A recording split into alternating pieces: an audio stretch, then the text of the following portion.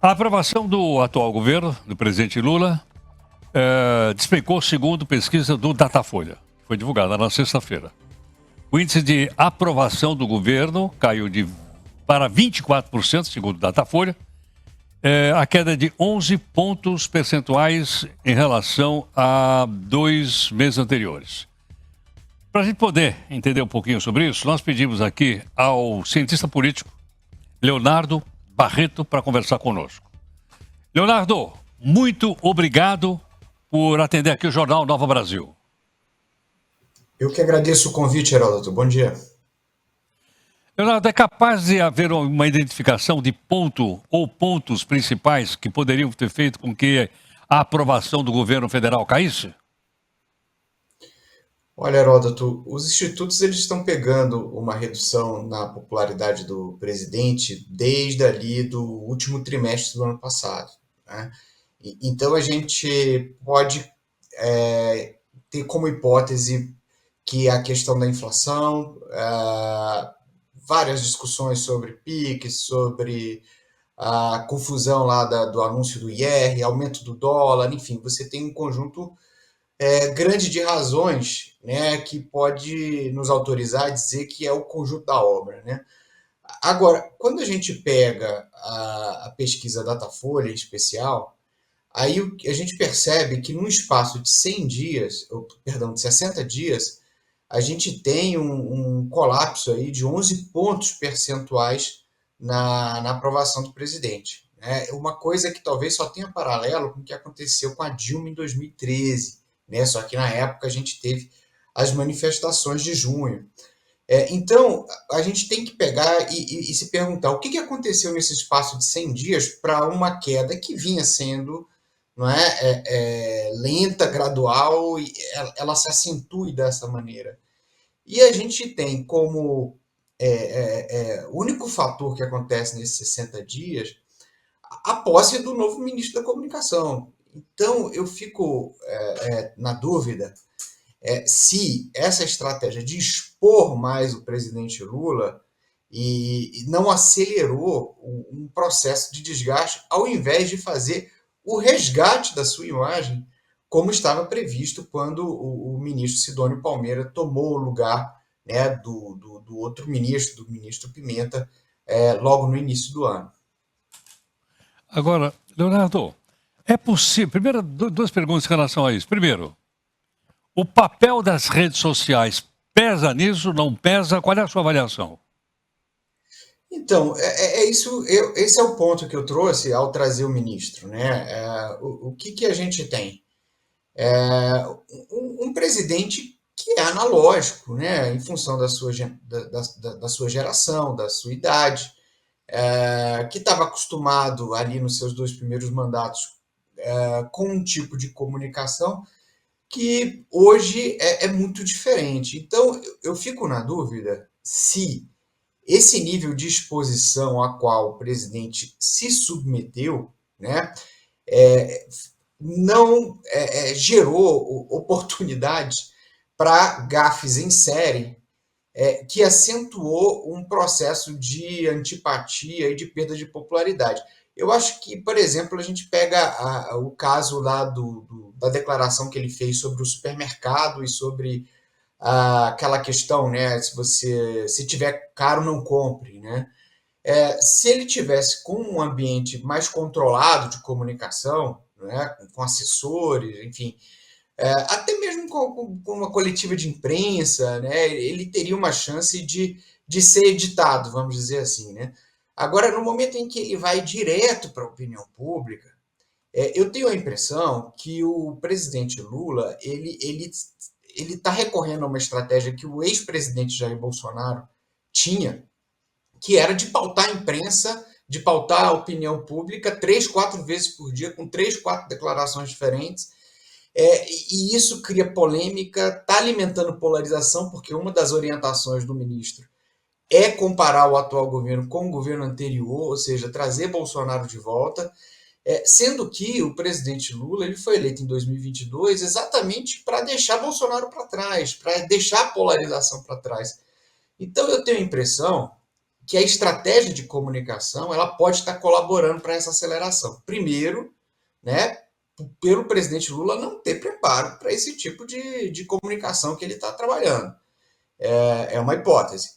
E a segunda é, por ele estar, por decisão estratégica, trazendo a polarização de volta, uma coisa que o brasileiro não quer mais. Então, vai se criando talvez um contexto, né, de opinião no qual o brasileiro vai ter claro para ele que ele não quer Bolsonaro de volta, mas ele também não quer Lula porque ele não quer essa polarização. Talvez isso tudo esteja acelerando uma decisão por uma outra opção, né, que nos permita sair dessa polarização, pelo menos em tese. Né? Agora, Leonardo, a qualidade da oposição ao governo também mudou? No passado, a gente estava acostumado que a oposição era feita pelo PSDB, principalmente. O PSDB sumiu. Outro dia nós colocamos aqui, alguém disse para a gente que o PSDB acabou, diminuiu. A oposição, ela está mais nesse campo, vamos dizer assim, como você disse agora, não o campo está mais no campo digital. Ela aprendeu a usar o digital, coisa que, por exemplo, o PSDB não tinha? Sim, eu acho que essa nova oposição, ela nasceu digital.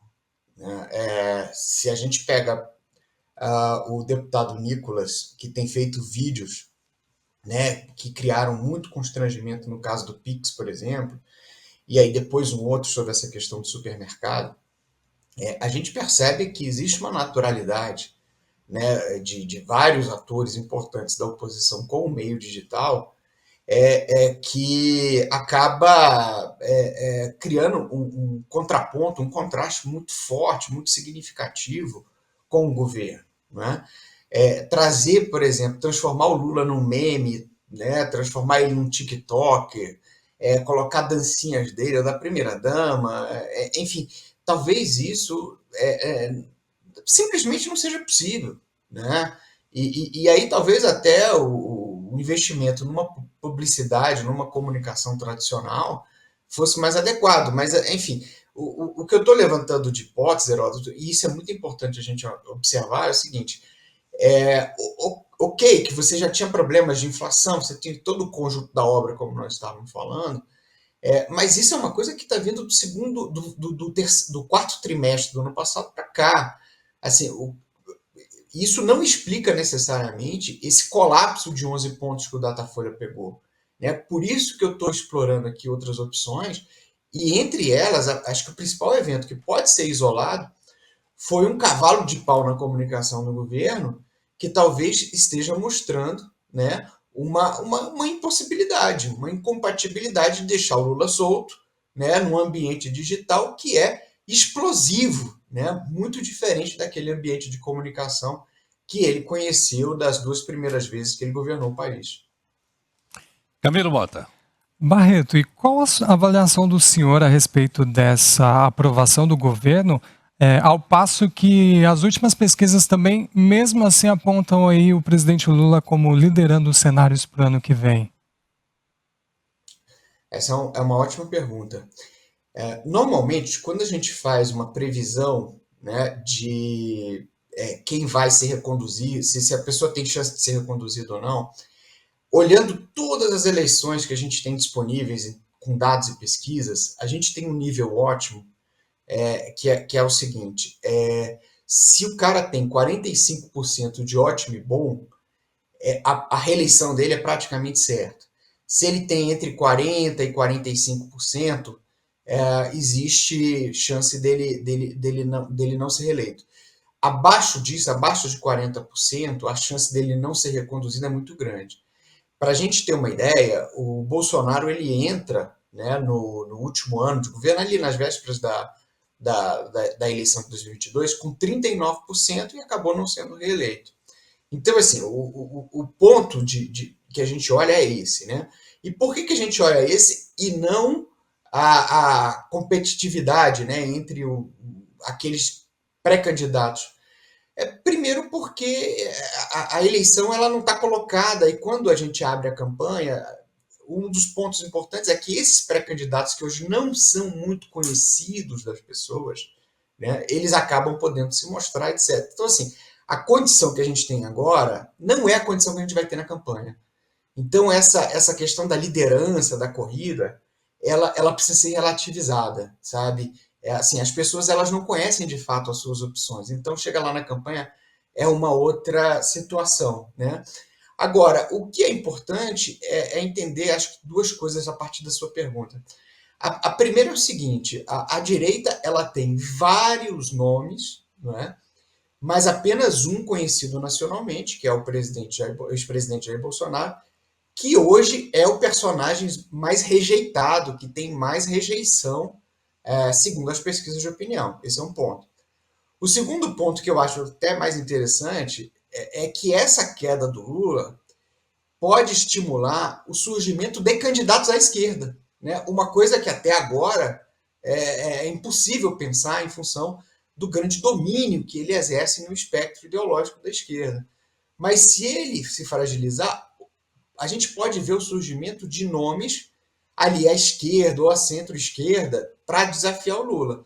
E aí eu vou citar dois, né? Um deles, inclusive, fez muito barulho nas redes sociais essa semana, que é o prefeito do Rio, Eduardo Paes, pode vir querer se colocar, se não estava tentando polarizar com o Flávio Bolsonaro nas redes sociais, né? A gente pode falar, por exemplo, do Flávio Dino, por que não? Né? Que tem suas pretensões sim, embora esteja lá na cadeira do STF. Então, essa fragilidade do Lula vai permitir que a gente veja se a esquerda também na esquerda também vai brotar nomes que queiram desafiar essa hegemonia do presidente na esquerda. Perfeito. Leonardo, muito obrigado. Eu que agradeço, pessoal. Bom dia. Nós agradecemos aqui ao cientista político Leonardo Barreto, fazendo então uma análise para a gente, interessantíssimo por sinal, a respeito então da queda da popularidade do presidente Lula, segundo o Datafolha. Daqui para frente, a responsabilidade é sua. Se está certo, se está errado, se valeu, se não valeu, etc. Daqui para frente é com você.